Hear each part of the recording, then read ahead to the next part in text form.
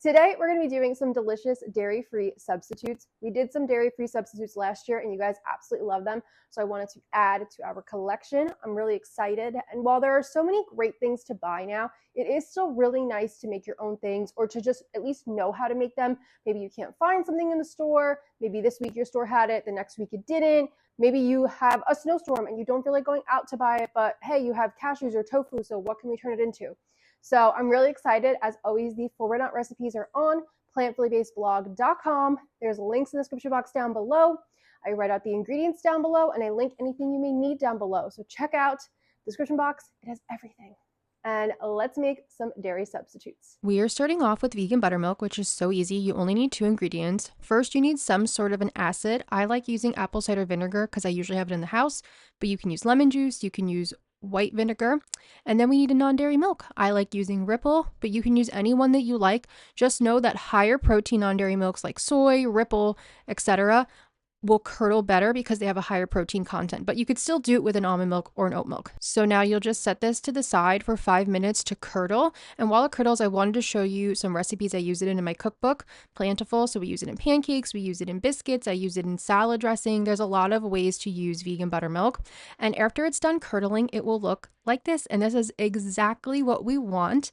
And buttermilk is really awesome, vegan buttermilk in our case, because it is really great for baking. It adds a lot of fluffiness to things, and I really wanted to show it to you in action, so I just whipped up some pancakes real quick. I do have to say my pancake recipe is really good. It is only in the cookbook, it's not on the blog, and it's really, really delicious. Everyone who's ever tried and made these has absolutely loved it. And vegan buttermilk is so easy to use. I really like to make it fresh just because it takes 5 minutes to make. I don't feel the need to make it beforehand. You see all that fluff and rise? That's partly due to the vegan buttermilk. So it's really awesome. And yeah, I mean, there's just nothing better than a fluffy stack of pancakes. Like, look at those. And there's a lot of ways to use vegan buttermilk. You could use it in dressings, marinades, and baking. So the blog post goes more in depth about more ways to use it, but it's one of those things that can really enhance your cooking and is minimal effort. Like, look at how fluffy those are. And I've also used it in the past in making marinades for recipes. Like, I used it for making a vegan Korean fried chicken sandwich. I just inserted some clips here, but you could see I was going with that same non-dairy milk, apple cider vinegar. This had a gochujang paste marinade, and I did tempeh. So lots of fun ways to be using vegan buttermilk. Next up, we are going to be making vegan half and half. So half and half is just equal parts, typically half cream, half milk. In our case, we are going to go in with cashews. We need raw cashews, and we are going to need some non-dairy milk. Again, I'm using Ripple, but feel free to use whatever non-dairy milk you like. For the cashews, you're either going to soak them for 30 minutes in hot water, or you could boil them, either way. Then once they're done doing that, we're going to add in the non-dairy milk into our little blender, and we're going to blend this up for 1 minute, and this is going to make a cashew cream. So I'm giving you guys like a bonus recipe here because we're getting cashew cream in this one too. And this is what will be our cream component. So you could see how nice and thick that is. And if you put this in the fridge, it will thicken up even more. And I do love cashew cream. It's great for so many things as well. But now we're going to take this cashew cream and we are going to combine it with more non-dairy milk to make a vegan half and half. So you can ultimately add as much non-dairy milk as you like, depending on how thin you want this to be. Half and half should be thicker than milk, but thinner than the cashew cream. It's exactly what it sounds like. It's half and half. So I added in my non-dairy milk and I mixed that up, and that's it. Now you have half and half. And this you could keep in the fridge for a few days.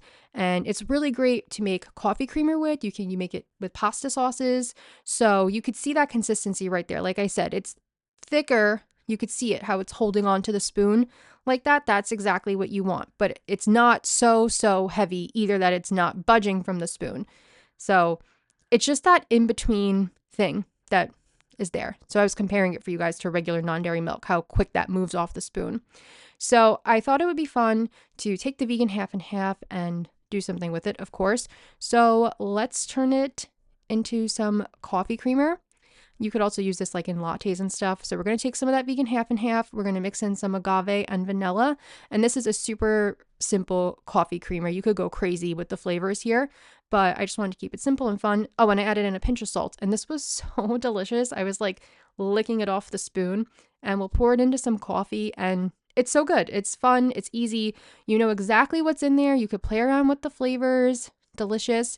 And like I said, it's also really great in pasta as well. I love making creamy sauces with it, like a vodka sauce or a pink sauce. And it's just good. You could do salad dressings. You could use it in vegan mac and cheese and stuff. Great to have on hand.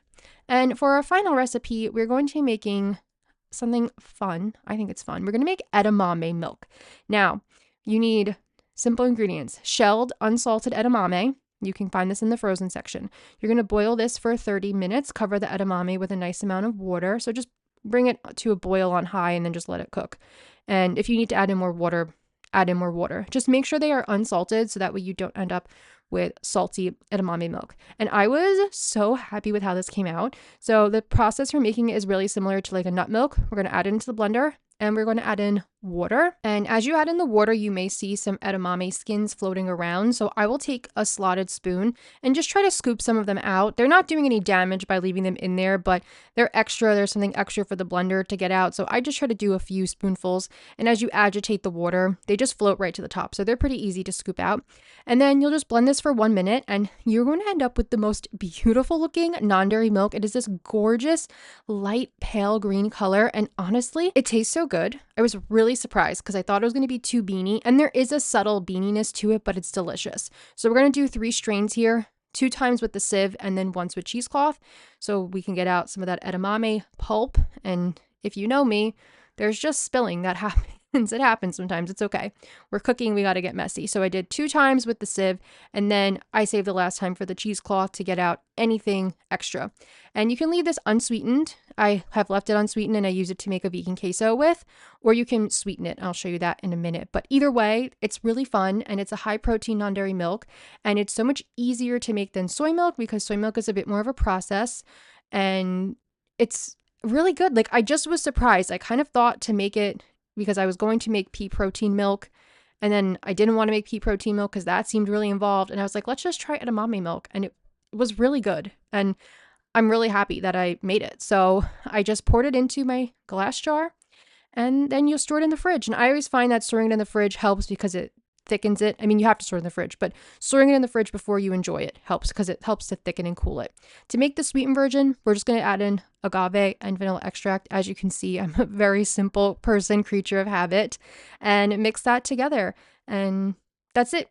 Super simple. And you can, play around with the flavors, add in things, but it looks so pretty. I've actually been making my Ninja Creamies with it this week. So really cool. And then this was just the remainder of the unsweetened, and I had this cute little carton to put it in. As always, all the full written out recipes are down below in the description box. I link anything you may need, and I also link the blog post. So this is the next day. Natural separation will occur. This happens with all non-dairy milk, so just give it a shake before you enjoy it.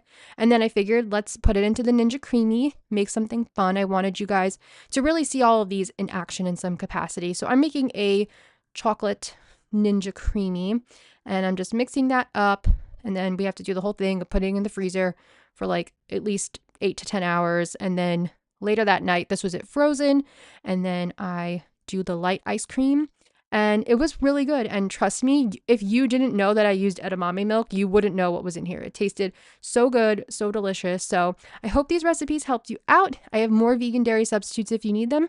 Thank you so much for watching. Thank you so much for being here, and I'll see you soon with more videos. Bye.